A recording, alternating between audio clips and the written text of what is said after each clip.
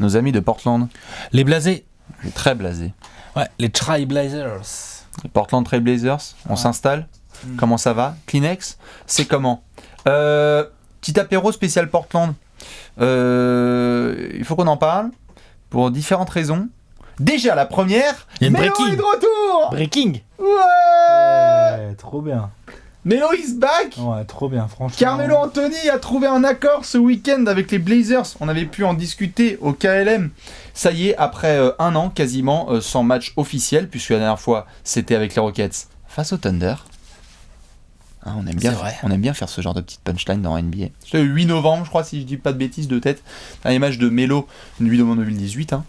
Et donc, après être passé par l'enfer de Dante, par les coulisses dégueulasses de la ligue, et s'être pris un nombre incalculable de râteaux et de messages vocaux laissés pour mort, ça y est, Melo a trouvé un accord. Bien sûr la messagerie de Kyrie Irving. Veuillez laisser votre message et il ne vous rappellera certainement pas. Hey yo Kyrie, c'est Melo, ça fait. Rappelle-moi, Vous Kyrie êtes bien Temple, c'est sur de la la merde. messagerie de LeBron James. Oui, désolé. Si vous ne vous appelez ni Magic ni Carmelo, vous pouvez laisser un message. Je suis vraiment désolé, on va regarder Alex Caruso. Il est beaucoup plus valuable. On a été obligé d'en glisser une petite, mais c'est chum. Mais au bout d'un an quand même, ça y est, il a retrouvé son accord. Ah, putain, un an, tu te rends compte? On parle d'un mec, il a 25 000 points, quoi. C'est quand même inexplicable. 25 000 points? Oui, bien sûr, il fait partie du 25K. Ah oui, vois, bien genre, sûr. Ah, mais non, mais il fait partie. Mine de rien, le club des 25 000, bah, il est pas si grand, quoi. Hein. Ah non, c'est sûr. Non, mais c'est vrai. Oui. Pour rentrer dedans, faut quand même envoyer du bois, quoi. Faut envoyer du steak. Du lourd. Non, mais c'est avec vrai. Beaucoup de béarnaise et de béchamel. Voilà, c'est ça. Avec, non, bien sûr.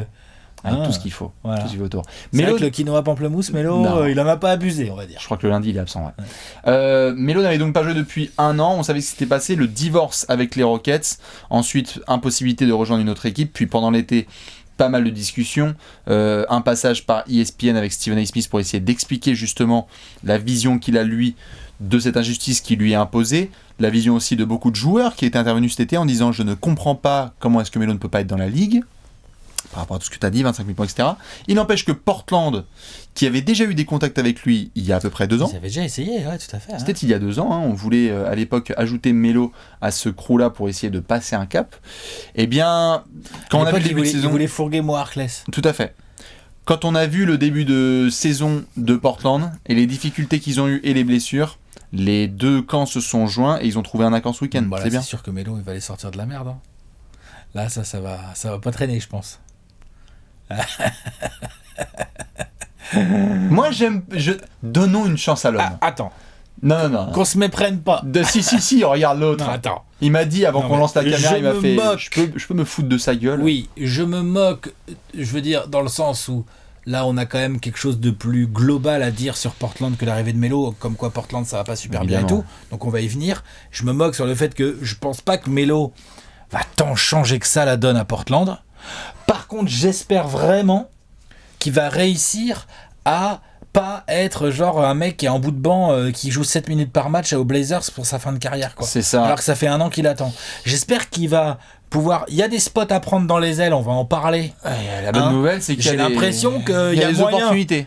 Comment c'est Rodney Hood ou quoi? Qu'est-ce qu'il fait jouer au poste 4 maintenant que Zach Collins s'est blessé? Il y a eu du Nasir Little. Ouais, c'est ça, ouais, du Nasir Little, du Ken Bazemore, du Mario Hezonja, des gars comme ça, quoi.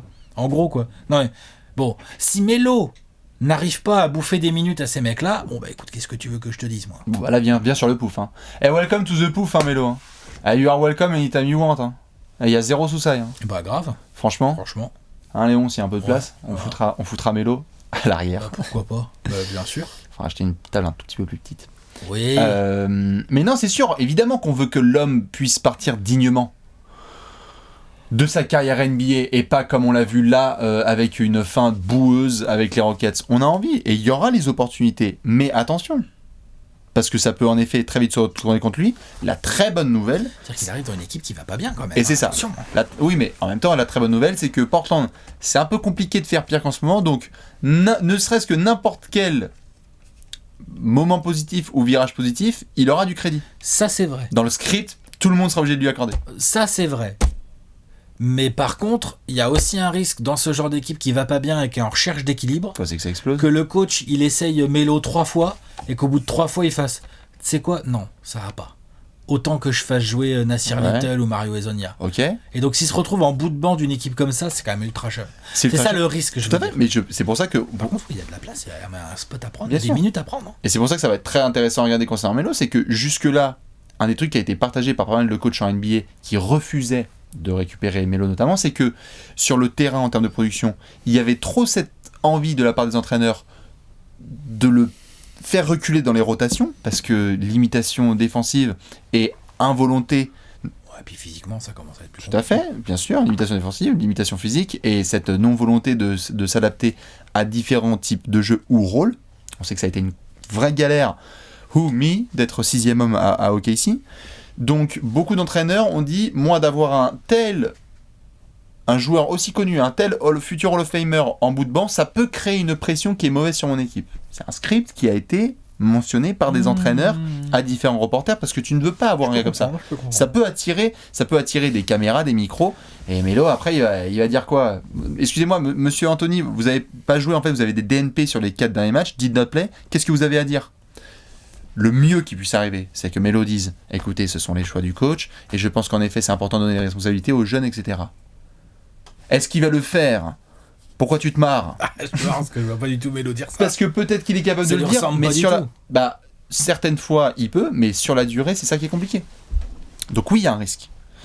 Mais en même temps, et là, on va pouvoir parler de Portland, vu la situation des Blazers, toute aide est la bienvenue, là. Si tu prends pas de risque avec une situation comme ça, t'en prendras jamais. Je pense. Parce que, 5 victoires, 9 défaites. Les Blazers. Rien d'alarmant. Rien de fou, mais des tendances qui sont quand même pas bonnes. C'est-à-dire que moi, je trouve que ça avait pas si mal démarré que ça. Ils étaient à 3-2 au bout de 5 matchs, 3 victoires, 2 défaites. C'est ça. D'accord. Après, ils ont enchaîné 4 défaites de suite. Oui. Ça, c'est une série qui a fait assez mal. Oui. Et pas que contre du lourd. Hein. Je peux vous ressortir le calendrier là, vite fait, mais Non, mais ils ont... clairement, c'était pas que du lourd en face. Hein. C'est-à-dire que tu perds Philly, ça arrive à des gens. D'accord ? Après, par contre, tu perds Golden State. Excusez-moi, mais cette année, c'est pas logique, en tout cas, tu vois, Portland. T'as perdu les Clippers. Ok. T'as perdu Brooklyn, qui est pas en super forme. Et là, sur les 4 derniers matchs, tu viens de perdre Sacramento et tu viens de perdre Raptors-Houston. Donc, on peut dire qu'il y avait des défaites évitables, mais que le calendrier n'est pas non plus hyper simple de Portland sur le début de saison. Quand même. Un élément quand même à ne pas oublier, c'est qu'il y a un petit indicatif devant les équipes quand on regarde les logos, ça s'appelle domicile ou extérieur. 13 des 18 premiers matchs de Portland se jouent hors du Moda Center. Attention, remettons les... Non mais tu vois... Ce que je suis en train de dire, le calendrier n'était pas si évident. Ah, je pensais que tu disais il n'était pas non plus... Non, pas si évident. Oui, voilà, c'est-à-dire, il y a eu des défaites évitables qui énervent. Je pense par exemple aux Warriors, ou je pense à Brooklyn qui est venu gagner chez eux. Oui. Tu vois, genre... Au finish. D'accord, mais fichier. Ils n'ont pas fini. T'es à la maison, sûr, quoi. bien sûr. T'es, genre, Portland, si je dis pas de bêtises, si ils ont battu Atlanta. Donc ils ont, à la maison, putain, ouais, ils ont perdu. Après, ils ont perdu. Ils ont eu Denver qui est venu gagner, Philly qui est venu gagner, Brooklyn qui est venu gagner, et Toronto qui est venu gagner. Donc ça, c'est des équipes solides. C'est du sérieux. Mais quoi. t'en bats pas une, par contre. C'est con. Non, bien sûr. Ça fait chier, quoi. Tout à fait. Et t'en bats pas une parce que contre Denver, c'était juste le beginning et ça a été mal exécuté à la fin. Contre Philly, tu prends un shoot au buzzer, Furkan Korkmaz. Ouais. Kyrie les a terminés, si je dis pas de bêtises, dans le Money Time contre donc Brooklyn. Enfin, je veux dire, elles sont chiantes ces défaites, c'est un fait. Surtout quand tu as Damian Lillard qui met combien 58 points ou 60 contre... Il y a une défaite contre Brooklyn et c'est 60 points de Lillard. 60 points de Lillard. Ça fait chier, t'es pas censé vivre ce genre de moment. Non. Il n'empêche que peut-être qu'on verrait aussi la chose différemment si ces shoots-là étaient tombés. Parce que le shoot de Korkmaz, t'es obligé de revenir en arrière et te dire merde. Ah bah, fait chier, c'est clair. Ce qui est quelque part assez impertinent parce que ça en revient aussi à la défense de Portland qui est juste dégueulasse. Oui, mais même Toronto. Tu l'as vu le match contre Toronto ? Oui. Moi, j'étais devant le match contre Toronto et j'ai pas trouvé que Portland jouait si mal que ça. J'ai trouvé que Lillard, exceptionnellement, était dégueulasse sur ce match. Notamment au shoot. Il n'y a rien qui voulait, quoi. J'ai pas, du coup, je cherchais la ligne de stats. Si tu me donnes 2 secondes, je te la trouve. J'étais en train de chercher. C'était Rodney Hood, le meilleur marqueur, si je dis pas de bêtises. Non, mais en plus, je veux dire, Lillard, genre, je crois qu'il a même pas mis 10 points. Attends, bouge pas. Ouais, c'était sa série de matchs à 9. 9, je crois, il finit à 9 points. Voilà. Toronto a fait un tas de ouf. 9 points à 2 sur 12. Ouais.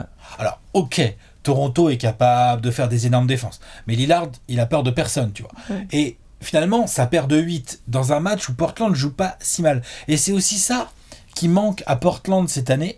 C'est dans une vidéo précédente, là, on vient de parler de Dallas, où il y a un côté alignement de planète, où ça glisse bien, les choses se passent bien et tout. Là, sur ce début de saison, on va critiquer, on a déjà commencé, mais on va continuer à le faire, à critiquer le jeu des Blazers. Ça t'a commencé à tacler leur défense et tout. Moi, je vais tacler leur attaque, là, après, là, je vous préviens. Mais il y a aussi un côté, genre, quand ça va mal, ça va mal, tu vois. Genre, le soir, où ils font un match que je trouve, dans son contenu, pas si mauvais que ça, bah, manque de peau pour eux. Ils ont leur leader Lillard qui n'arrive pas à en foutre un dedans. Et c'est très rare. Lillard, franchement, il fait un début de saison, il est à 28 points par match. Tu vois, il est lourd. Arrive. Mais c'est moche parce que là, ils en avaient besoin. Genre, ils ont battu Toronto, tu vois, grâce à un bon Lillard dans un match un peu correct en termes de contenu. Ça aurait. Bien sûr, mais c'est pour ça que j'arrive pas trop non plus à on panique pas. Non, mais tu vois, c'est pour ça que j'arrive pas non plus à en faire une caisse, parce que certes, dans le jeu, on va y venir en effet, en attaque comme en défense, c'est vraiment badant, mais en même temps, à peu de choses près, ça se goupille différemment, quoi. Tout à fait. Ils se sont pas pris. J'ai pas encore eu. Ouais, l'attaque, c'est vraiment moins bien que l'année dernière. C'est vraiment moins bien. Mais j'ai pas encore eu. Attends, je check. Non, c'est ça. Sortez-moi un exemple de match où vraiment vous vous êtes dit genre, ah ouais, Portland, ils sont vraiment à la ramasse. Exactement. Exactement. Là, j'ai envie de te sortir la dernière là contre les Rockets, quoi. Quand même. Bah désolé, tu te prends l'équipe qui est la plus chaude de toute la ligue, tu vas chez eux. Enfin, un énorme branlé quand même. Tout à fait, mais tu te prends l'équipe la plus chaude de la ligue, tu y vas, et combien en ce moment sont en train de se prendre des gifles. Les Clippers sont allés prendre piquette aussi chez les Rockets. Beaucoup de monde, ils lâchent des chicots et des armes. Donc celle-là, ok, elle est chiante, elle fait mal, et le jeu produit par Portland était pas bon sur cette rencontre. Mais globalement, tu vois, avec les équipes en crise, c'est quand il y a un peu un moins 30, tu vois, et tu fais genre, wow. Bah là, les Rockets, c'est pas ça, non? Mais c'est les Houston Rockets, tu vois, enfin je veux dire. Moins 30, quoi, ou moins 25, quoi. Je sais plus. Oui, c'est ça, il y a 24 points d'écart. Ouais. Mais c'est ça qui m'empêche d'être un peu inquiet. Après, oui, t'allais en parler, l'attaque, c'est... Ah bah là, moi, c'est... Parce que si tu veux, avec les changements de l'intersaison, quand on a fait la preview, tous les deux, on les a mis en playoff. Donc les gars, faut se bouger le fion parce que nous, on a des previews à faire respecter là. Hein. Donc déjà, on a fait une croix sur les Warriors. Donc à un moment donné, va bientôt falloir faire une croix sur les Spurs. Je serais bien pas faire une croix sur les Blazers. Vas-y. Oh, je peux chambrer un peu quand même. Vas-y. En ce moment, j'ai les Suns devant les Spurs. Donc ce sera comme ça. Je pourrais chambrer. Après, ça va peut-être pas durer longtemps, donc on reste calme, tu vois. On reste calme. Donc, non, les Blazers, par rapport à l'année dernière, là où les changements de joueurs, je trouve, se voient énormément, c'est plus qu'en défense, c'est en attaque, putain. Ah ouais, c'est vraiment en défense, hein, putain. Ah ouais? Ah bah putain, moi, en attaque. Ah, c'est open bar. Hein. Oh là là. Combien? 23e rating défensif de toute la ligue? Bouge pas, j'ai dû le noter. Et 22e, ouais. Voilà, et la 18e attaque. Ouais, mais l'année dernière, c'était 16e, donc il n'y a pas un si gros écart. Ouais, l'année dernière, t'avais la 3e meilleure attaque bien sûr. de la ligue. Ouais. Putain, là, ils sont 15e ou un truc comme ça. Là, ils sont average, quoi. Ils peuvent pas être average en attaque avec leur défense. Tout à fait. Pas possible. Ils vont avoir besoin de temps. Et donc, quand tu as autant à la fois de changements et de continuité, ça faisait combien de fois on a fait des apéros en disant... On aurait peut-être trade Meyers Leonard et Mo Harkless, les mecs, c'était l'impression qu'ils sont là depuis l'époque de Drexler, tellement ils étaient là depuis longtemps. Evan Turner, il est là depuis un bail. Beaucoup de gens, c'est pas juste des départs, ceux qui sont partis étaient là aussi depuis longtemps. Donc, quand tu dois recréer des automatismes, ça prend du temps, il te faut des entraînements, il te faut du temps où ces joueurs-là passent des vrais moments ensemble pour construire cette cohésion. Et en ce moment, je crois qu'ils passent plus de temps au check-in à l'aéroport pour essayer de voir quel avion ils vont prendre tellement ils ont de road trip, que de moments où ils peuvent vraiment être posés à côté du Moda Center et faire genre ok les gars, stop, comment est-ce qu'on fait juste pour faire 3 attaques consécutives bonnes? Parce que intrinsèquement parlant, bon, je te dis pas que Ken Bazemore, Rodney Hood, c'est des génies, ou Mario Hezonja. Enfin, c'est pas non plus tellement moins fort que Mo Harkless. Ah non, mais c'est on ça. est d'accord. Mais joueur par joueur, les changements qui ont été faits. Intrinsèquement parlant. Tout à fait. Alors évidemment, ils ont perdu Nurkic juste avant d'aller en playoff. Ça fait mal. Ça, c'est vrai que Nurkic, là, je pense qu'ils vont commencer à avoir hâte qu'ils reviennent. Parce que je veux pas être trop désagréable avec Hassan Whiteside, mais je vais l'être un peu quand même. C'est vrai qu'il y a un peu de stats. Mais d'ailleurs, Lillard lui a mis un gros tacle il y a pas trop longtemps. Et oui, il y a un truc, il y a un... Attends, je vais résumer ta pensée. Il fait un début de saison de merde. Ah, je sais pas si tu peux dire ça. Si, parce que statistiquement, je veux bien qu'il soit en 15-15. Ou 15 soir. En tout cas, il fournit un peu de stats. Je sais pas les stats sous les yeux. C'est ça. Mais quand on regarde les matchs de Portland et qu'on voit Hassan sur le terrain, il a pas l'air de fitter dans le groupe. Il fit pas dans le groupe. Enfin, t'as l'impression qu'il dégage. C'est embêtant ça. 2, on était là, wow, giga protection de cercle, couverture peut-être un peu de biganon ou quoi que ce soit. Pendant les couvertures, c'est les couvertures. Couverture que dalle. Protection de cercle, ça reste à Hassan Whiteside. Ça reste à Hassan Whiteside, donc il fait chier. Mais voilà, gestion de faute. Là, parfois, il est démotivé. Donc en fait, oui, en soi, numériquement, c'est là, mais moi, je peux pas m'empêcher de dire que le début d'Hassan Whiteside, il est merdique. Pas d'un point de vue intrinsèque, mais par rapport aux attentes de ce qui était fait sur son rôle. En tout cas, du jour où Nurkic, il est apte à jouer, bon, il est titulaire, et Hassan Whiteside, à mon avis, il va avoir un temps de jeu qui va prendre très très cher. Donc on est d'accord. Donc Hassan Whiteside fait passer Yusuf Nurkic pour Bill Russell. Voilà. On est bien d'accord. Ouais. Il fait passer Yusuf Nurkic pour un pivot ultra pour dominant. David Robinson. Ce qu'il peut être certains soirs. Tout à fait. Mais voilà. Whiteside, c'est frustrant. Autre chose aussi, c'est que Terry Stott avait fait le choix de titulariser tout de suite d'entrée de saison Zach Collins au poste 4.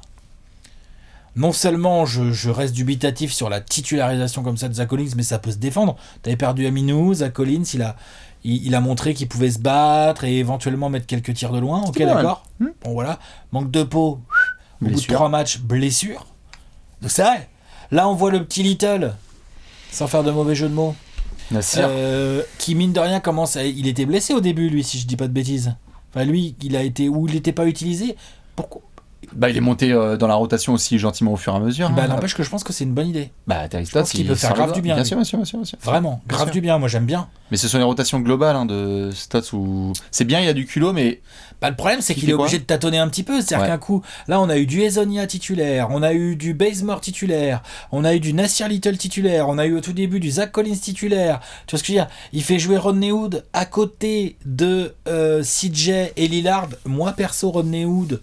Je me demande s'il a pas une bonne tronche de 6e homme quand même. Oui. Plus qu'une tronche de titulaire. Après, voilà, c'est un avis, tu vois. Mais oui, après, Terry Stott, le truc, c'est comme il a eu beaucoup de changements dans son roster, forcément, il tâtonne. Donc le problème des Blazers, même si on n'est pas trop inquiet, c'est que tout va très vite à l'ouest. C'est-à-dire que là, le problème, c'est que leur début de saison, là, ils sont 12e ou 13e ou 11e ou par là de l'Ouest à 5-9 là. Je crois que les Spurs ont le même bilan, c'est ça ? Oui, tout à fait. Voilà. Le même bilan. Donc comme ils vous ont fumé là, vous avez été pas foutu de finir le match là, ils vous ont fumé. Donc ils doivent avoir le tiebreaker sur vous, mais enfin ça joue à rien tout ça. Mais t'es déjà à genre 3 matchs et demi des playoffs. Alors, encore beaucoup de matchs pour rattraper, attention, c'est pas ce que je dis. Mais faut pas que ça dure trop longtemps. Parce qu'en fait, quand tu vois le niveau de jeu des gros de l'Ouest, Là, des Lakers, Rockets, Clippers, Nuggets, Jazz, quoi, ces 5-là, quoi, qui font le nécessaire. Qui sont, et puis qui gagnent, et puis on sent qu'il y a encore de la marge. Ils profitent de leur calendrier. Ils profitent de leur calendrier, et puis t'as des joueurs qui sont pas encore au top, tu vois, genre on parlera du Jazz, mais moi, le début de saison de Mike Conley, pour l'instant, ça fait pas rêver, tu vois. Paul George vient à peine de reprendre avec les Clippers, et ainsi de suite, et ainsi de suite. Ces mecs-là, à mon avis, ça va être très très chaud d'aller les rechercher, quoi. C'est très compliqué. Je dis pas que c'est pas possible, Non, bien sûr. Je dis que là, tu prends beaucoup de retard sur des équipes très fortes. Tu prends un peu de retard. Après, Portland nous habitue aussi à une chose, on le sait, c'est que on fait l'apéro de novembre. Portland fait quelque chose. Et puis en mars, on arrive comme des connards. Putain, All-Star on Game, arrive, Lillard, playoff mode. Et ils font une série de 8 parce que c'est comme ça. C'est aussi la façon dont les saisons de Portland sont faites. Moi, tu sais quoi ? Moi, je prends rendez-vous. Là, ils ont encore... Comme par hasard, ils ont encore 4 matchs en déplacement. Pélicans, Bucks, Cavs, Bulls. Ces résultats-là... Pélicans, ça... Tu m'as dit Pélicans, Bucks, Cavs, Bulls. Faut en prendre 3, là. Ceux-là, honnêtement, je vais faire la bonne. Ceux-là, je les laisse. Ceux-là, si tu fais 1-3 ou 2-2, je m'en vais. Cavs, Bulls... Par contre, quand tu reviens le 28 novembre, Thunder, Bulls, Kings, Thunder encore, Lakers, Knicks... Warriors, c'est à la maison, tout ça. Orlando, Minnesota et New Orleans. C'est jusqu'à Noël à la maison. Gros carton plein, faut faire. Là. Si tu fais pas une homestand de bâtard là-dessus... par contre, tu peux vite être dans la merde. Là, c'est violent. Oui. Tes 3 déplacements, c'est chez les Clippers, chez les Suns et chez les Nuggets, donc pas facile. Pas facile. Mais je suis désolé, là, allez-y si vous êtes curieux, allez voir le calendrier des Blazers du 28 novembre à Noël.